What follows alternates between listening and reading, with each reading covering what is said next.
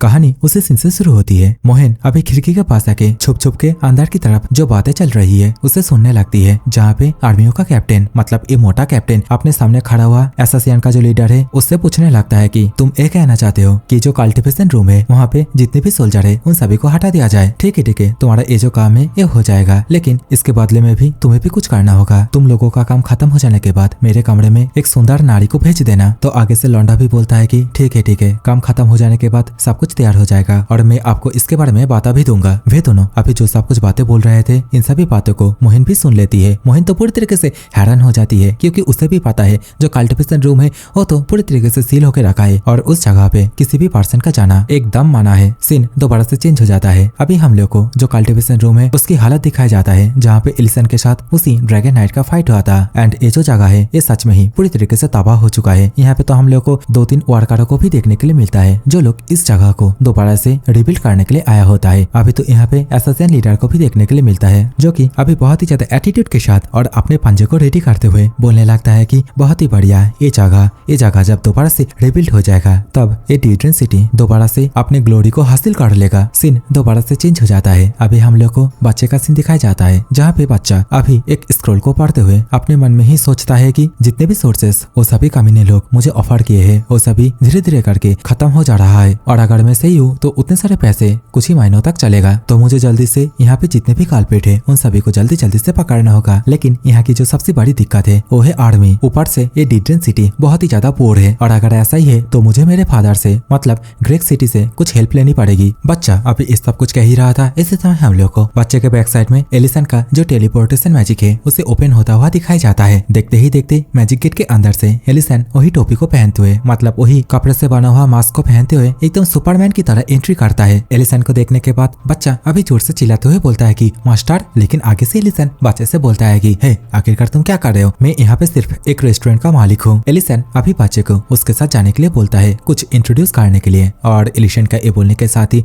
Scene change हो जाता है। अभी हम लोग को शॉट को स्विंग होता हुआ दिखाई जाता है। मतलब सामने की ओर जितने भी लोग थे, मतलब जितने भी लोग फर्स्ट कमांडर डेरियन के पास आए थे, वे सभी एक साथ शॉटमैनशिप को प्रैक्टिस कर रहे होते हैं। और ये सब कुछ देखने के बाद बच्चा भी पूरी तरीके से हैरान हो जाता है। बच्चा पूछता है कि मास्टर आखिरकार ये सब कुछ क्या है? तो एलिसन बताता है कि ये सभी वही लोग है, मतलब कुछ आर्मी लोग और कुछ स्लेव्स, और वे सभी यहाँ पे अपने अपनी इच्छाओं से ट्रेनिंग कर रहे हैं। हम लोगों को दिखाया भी जाता है बेचारा डेरियंट इन सभी को सिखाते सिखाते बहुत ही ज्यादा परेशान हो जाता है। एलिसन अभी बच्चे से बोलता है कि इन सभी चीजों को देखने के बाद मुझे तो यही लग रहा है कि सिर्फ लॉर्ड ही डिड्रेन सिटी को चेंज नहीं करना चाहते हैं, बल्कि यहाँ पे जितने भी लोग हैं वे सभी भी डिड्रेन सिटी को चेंज होता हुआ देखना चाहते हैं। एलिसन की कही हुई बातों को सुनने के बाद और सामने की ओर इतने सारे लोगों को मेहनत से शॉटमैनशिप को प्रैक्टिस करते हुए देखने के बाद बच्चा अभी पूरी तरीके से इमोशनल हो जाता है और बोलता है कि तो मैं इस जंग में अकेला नहीं हूँ, मेरे साथ और भी है, डिड्रेन सिटी चेंज होके ही रहेगा। और बच्चे का ये बोलने के साथ ही अभी हम लोग को एकदम सीधा 3 मंथ्स लेटर का सीन दिखाया जाता है। अभी हम लोग को एक अलग ही जगह के सीन को दिखाया जाता है। इसी जगह पे एक एसोसिएशन वार्नेटो से बोलता है कि सर वार्नेटो, आपके लिए एक रिपोर्ट है, जो डिस्ट्रॉय हुआ कल्टिवेशन रूम था वो पूरी तरीके से रिबिल्ड हो चुका है। इस बात को सुनने के बाद वार्नेटो भी बहुत ही ज्यादा खुश हो जाता है और बोलता है कि बहुत ही बढ़िया, उस कल्टिवेशन रूम को रिबिल्ड करने के लिए मेरे जितने भी इनकम थे वो सभी लगभग खत्म ही हो चुका है। लेकिन कोई ना, आज से हम लोगों का अच्छा दिन चालू होता है। वार्नेटो अभी ये सब कुछ कह ही रहा था, लेकिन इसी समय दरवाजा खोल के एक पर्सन बहुत ही तेजी से कमरे के अंदर आके बोलने लगता है कि सर वार्नेटो, एक बहुत ही बड़ी मुश्किल आ चुकी है। वो बाहर की ओर अभी हम लोग को दिखाया जाता है कि बच्चे अपने साथ वो सभी सोल्जरों को लेके इस जगह पे धावा बोल दिया होता है। बच्चा तो अभी चिल्लाते हुए वार्नेटो से ये बोलता है कि अगर तुम अच्छी तरीके से शांतिपूर्वक अपने आप को सरेंडर कर देते हो तो जितने भी इन्वेस्टिगेशन है वो सब कुछ कानून के मुताबिक होगा, और अगर तुम रजिस्ट करते हो तो यह चीज तुम्हारे लिए बहुत ही ज्यादा बुरा होगा। बच्चे की मुझसे इन सभी बातों को सुनने के बाद वार्नेटो भी पूरी तरीके से हैरान हो जाता है। वो बोलता है कि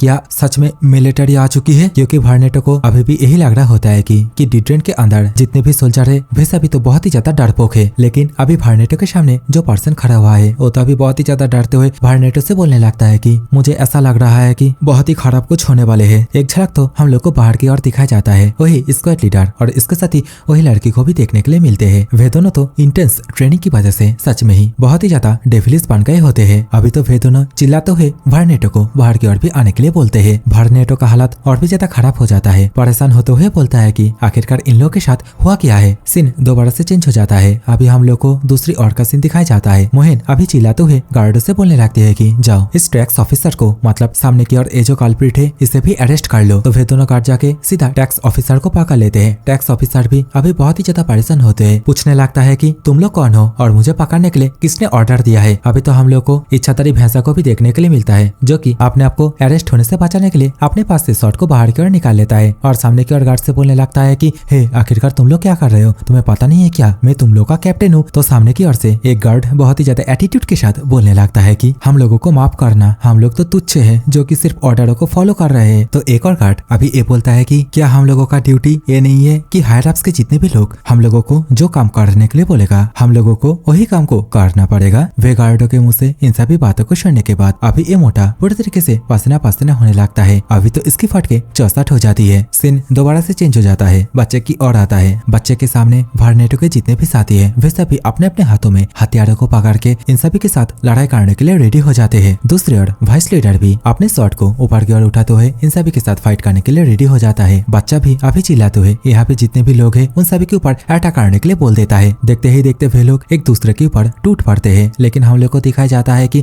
जितने भी सोल्जर थे वे सभी वार्नेटो के भाड़े के गुंडे के ऊपर भारी पड़ रहे होते हैं। वे सभी गुंडे भी पूरी तरीके से हैरान हो जाते हैं, अपने मन में ही सोचने लगता है कि आखिरकार वे सभी अचानक से इतना ज्यादा पावरफुल कैसे बन गया। इसी समय हम लोग को वार्नेटो को भी दिखाया जाता है जो कि अपने हाथ में अपने वेपन को पकड़ते हुए और बहुत ही जोर छलांग लगाते हुए लड़ाई के बीच में बहुत ही जोरदार एक स्ट्राइक करता है और वार्नेटो की ये जो अटैक है इसकी वजह से जमीन के अंदर एक गड्ढा भी हो जाता है। वार्नेटो अभी बहुत ही ज्यादा एटीट्यूड के साथ बोलने लगता है कि देख के लग रहा है यहाँ पे जितने भी सोल्जर है वे सभी ने अपने स्ट्रेंथ को थोड़ा सा बढ़ाया है। देखते ही देखते वार्नेटो अपने सामने दो सोल्जरों के ऊपर अपने हाथ में जो वेपन है उसके माध्यम से अटैक करने के लिए आगे बढ़ता है, लेकिन इसी समय यहाँ पे स्क्वाड लीडर एंट्री मारता है और बहुत ही ज्यादा एटीट्यूड के साथ बोलता है कि आजा बच्चे, आज मैं भी देखता हूँ कि तेरे में कितना हिम्मत है। और ये बोलने के साथ ही अपना एक शॉर्ट मूव चलता है, ऑब्वियसली ये डेरिएंट ने सिखाया था। और देखते ही देखते अपने शॉट के अंदर माना को पुट करते हुए वार्नेटो के ऊपर बहुत ही जोरदार एक शॉट स्ट्राइक मार देता है। बेचारा वार्नेटो भी स्क्वाड लीडर का ये जो टेक्निक है इसे देखने के बाद पूरी तरीके से घबरा जाता है। स्क्वाड लीडर से पूछता है तुमने आखिरकार ऐसी शॉर्टमैनशिप कहाँ से सीखे हो। इसी समय हम लोग को स्क्वाड लीडर के एक सब ऑर्डिनेट का सीन दिखाया जाता है जो कि इस समय बहुत ही ज्यादा शानदार तरीके से अपने शॉर्ट स्लैशों से एनिमी को जख्मी कर रहा होता है। इसी समय उसके आसपास बहुत सारे एनिमी आके घेरने लगता है। तो इस समय वो सब ऑर्डिनेट बाकी जितने भी सोल्जर है उन सभी से बोलने लगता है कि तुम सभी फॉर्मेशन को होल्ड करके रखना। लेकिन इसी समय हम लोग को दिखाया जाता है कि कहीं से एक उड़ता हुआ जंजीर आके सब ऑर्डिनेट के गले में अटक जाता है और देखते ही देखते उस जंजीर के माध्यम से कोई एक जन उसे दूर पछाड़ देता है। लेकिन इस सब ऑर्डिनेट आगे जाके किसी हार्ड चीज से टकराता या फिर और ज्यादा जख्मी हो पाता उससे पहले हम लोगों को देखने के लिए मिलता है कि उसके बैक साइड में तो एक मैजिक सर्कल क्रिएट हो जाता है एंड ऑब्वियसली ये तो एलिसन ने किया होता है। अभी जैसे ही जंजीर से अटैक करने वाले पर्सन को दिखाया जाता है तो हम लोग को पता चलता है कि ये तो वोल्टा है और वोल्टा सामने की ओर ये जो हालत है मतलब इन लोग के साथ जो कुछ भी हो रहा है इन सभी चीजों को देखने के बाद बहुत ही ज्यादा शॉक हो गया होता है। दूसरी ओर वोल्टा को देखने के बाद अभी वही लड़की वो भी बहुत ही ज्यादा गुस्सा हो जाती है और गुस्से के साथ चिल्लाते हुए बोलती है कि वो वही है, पकड़ो उसे। लेकिन इसी समय हम लोग को एसासिन लीडर को दिखाया जाता है जो कि अपने हाथ को किसी के छाती के आर पार कर दिया होता है। देखते ही देखते एसासिन लीडर अपने सामने बहुत सारे सोल्जरों को जख्मी कर देता है। एसासिन लीडर बहुत ही ज्यादा एटीट्यूड के साथ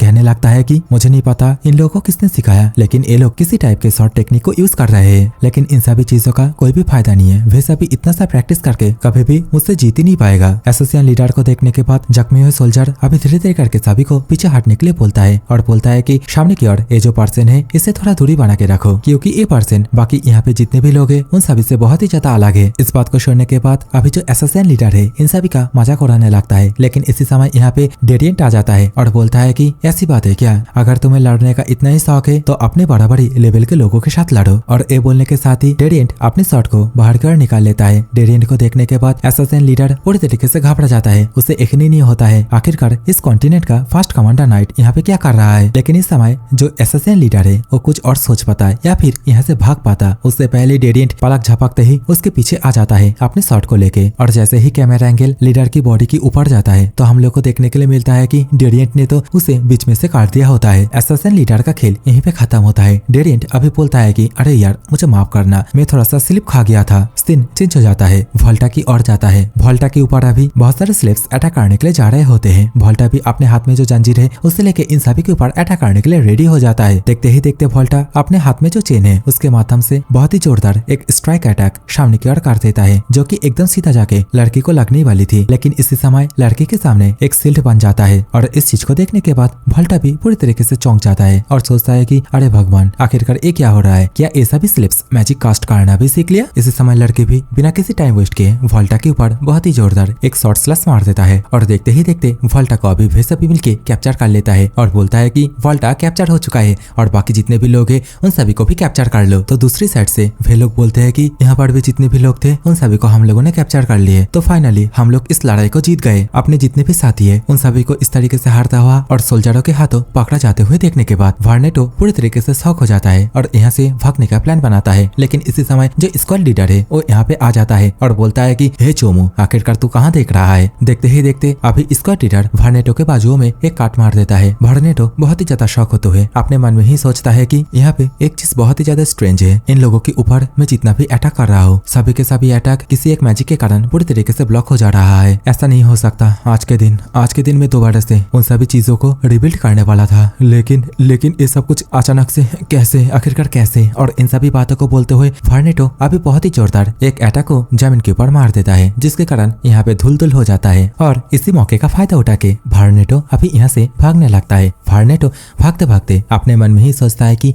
अगर मैं यहाँ पे नहीं पकड़ा जाता हूँ फिर भी एक चांस रहेगा, फ्यूचर में मैं इससे भी ज्यादा, इससे 10 गुना नहीं 20 गुना ज्यादा मेहनत करूंगा। वार्नेटो गालियों से दौड़ रहा था। इसी समय उससे सामने की ओर रोरिन दिखाई देती है एंड ऑब्वियसली अचानक से सामने की ओर एक बच्ची को देखने के बाद वार्नेटो पूरी तरीके से शॉक हो जाता है। रोरिन जो कि एक बेहोश हुआ पर्सन के ऊपर बैठी हुई थी। रोरिन को देखने के बाद वार्नेटो रोरिन से पूछने लगता है कि तुम कौन हो? क्या तुम कार्ट स्टॉल से आए हो? तो आगे से रोरिन वार्नेटो से पूछती है कि तुम क्या कोई क्रिमिनल हो? और इसके साथ ही रोरिन उसे यहाँ से चले जाने के लिए बोलता है। लेकिन इस समय रोरिन की जो आवाज है, जो वॉइस है, उसे सुनने के बाद वार्नेटो की फट के चौसठ हो जाती है। उसे याद आ जाता है रोरिन तो वही ड्रैगन है जिसने पहले अंडरग्राउंड स्लेवरी के अंदर रेड ड्रैगन सिडनी के साथ फाइट किया था। तो अभी सामने की ओर ये जो बच्ची से लड़की है ये कौन है ये पता चलने के बाद वार्नेटो पूरी तरीके से घबरा जाता है, पसीना पसीना होने लगता है और बोलने लगता है कि तुम तो ड्रैगन हो। इस बात को सुनने के बाद रोरिन भी उतना भी ज्यादा रिएक्ट नहीं करती और रोरिन तो बस यही बोलती है कि आखिरकार इस पर्सन को हुआ क्या है और ये मेरी आइडेंटिटी को कैसे जानता है। इसी समय पीछे से दौड़ते दौड़ते 2 सोल्जर आ जाते हैं। वार्नेटो को देखने के बाद बोलने लगते हैं कि वो देखो सामने की ओर, चलो जाके उसे पकड़ते हैं। और इन सभी चीजों को अभी एलिसन एक बिल्डिंग के ऊपर से देख रहा होता है। एलिसन के साइड में अभी हम लोग को फर्स्ट कमांडर नाइट डेरियन को भी देखने के लिए मिलता है। डेरियन अपने सिर को झुका के और बहुत ही ज्यादा परेशानी के साथ एलिसन से बोलने लगता है कि मुझे माफ कर देना, क्योंकि हम लोग इस बैटल को तो जीत गए लेकिन हम लोग के साइड बहुत सारे इंजरी भी हुई है। तो एलिसन उन सभी इंजरी लोगों के बारे में पूछता है। डेरियन बताता है वे सभी बस जख्मी है और किसी का भी जान नहीं गई है। डेरियन अभी एलिसन से पूछता है कि एलिसन, क्या हमने ये तय नहीं किया था कि हम लोग फाइट के अंदर इंटरफेयर नहीं करेंगे, यहाँ पे जो कुछ भी होगा वो बच्चे को ही संभालना होगा, लेकिन तुमने फाइट के दौरान दूर से ही उन सभी सोल्जरों को प्रोटेक्ट क्यों किया? तो आगे से एलिसन थोड़ा सा हंसते हुए बोलता है कि हाँ, मैंने भी ऐसा ही सोचा था। और एलिसन का ये बोलने के साथ ही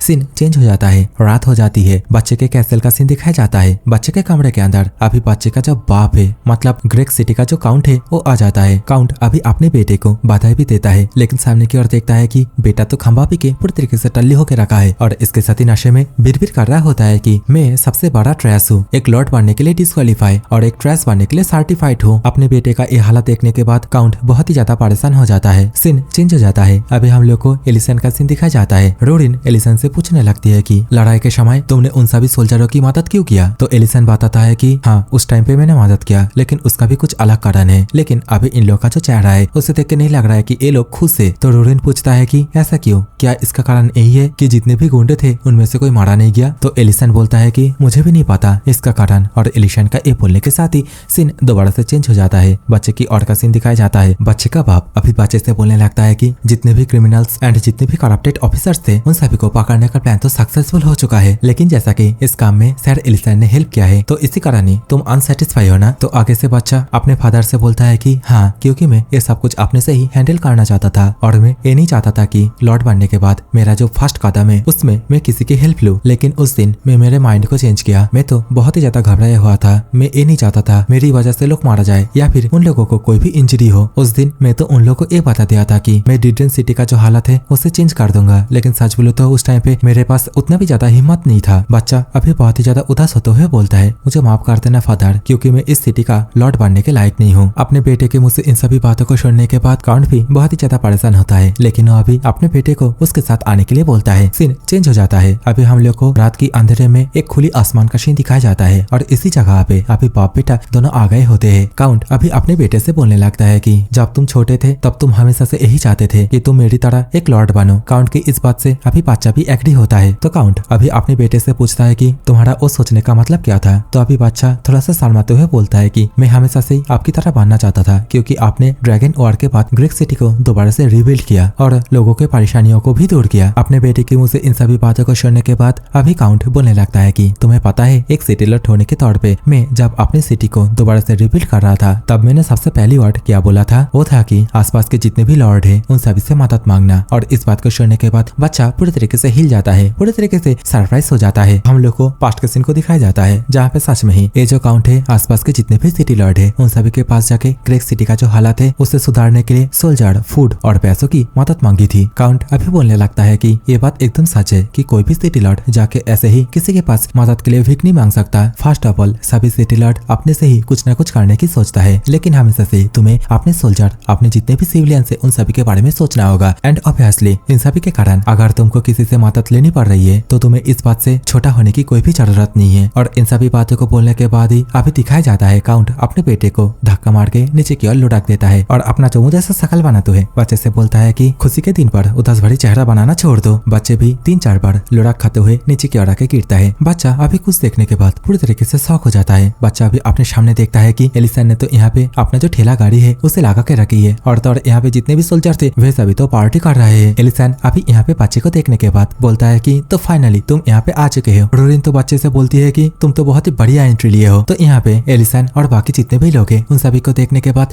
बच्चा भी बहुत ही ज्यादा खुश हो जाता है। ऊपर से काउंट अपने बेटे से बोलता है कि तुम हमेशा से ऐसे ही खुश रहना, मुझे तुम्हारे ऊपर गर्व है। और देखते ही देखते बच्चा यहाँ पे जितने भी लोग हैं उन सभी के साथ पार्टी करने लगता है, दारू पीने लगता है। सीन चेंज हो जाता है, सुबह हो जाती है। सभी लोग अभी भी नाश्ते में टल्ली होके रखे थे। रोरिन अंग्रेया लेते हुए बोलती है कि मैंने तो ये एक्सपेक्ट नहीं किया था कि दारू पार्टी सुबह तक चलेगी। इसी समय एलिसन रोरिन से पूछने लगता है कि रोरिन क्या तुम बहुत ही ज्यादा टायर्ड हो चुकी हो, क्योंकि हम लोग को अभी कहीं पे जाना है। इस बात को सुनने के बाद रोरिन भी सरप्राइज हो जाती है, पूछती है कि आखिरकार कहाँ जाना है। एलिसन अपना जो मैजिक सर्कल है उसे कास्ट करते हुए बोलता है कि मुझे उससे कुछ पूछना और बताना है। एलिसन का एक कहने के साथ ही सीन चेंज हो जाता है। अभी हम लोग को लुभारना एम्पायर का जो लाइब्रेरी है उसका सीन दिखाया जाता है और इसी लाइब्रेरी के अंदर अभी हम लोग को क्राउन प्रिंस को भी देखने के लिए मिलता है, जो कि किताबों में कुछ बहुत ही ध्यान से पढ़ रहा होता है। इसी समय यहाँ पे 7 क्लास आर्चमेज मेड्राइन आ जाती है। मेड्राइन अभी क्राउन प्रिंस से पूछने लगती है कि आखिरकार आपने मुझे इस जगह पे क्यों बुलाया है। तो आगे से क्राउन प्रिंस बोलने लगता है कि क्योंकि मैं इस जगह पे कुछ हिस्ट्री के बारे में पढ़ रहा था, उसी पुराने ड्रैगन वॉर के बारे में पढ़ रहा था,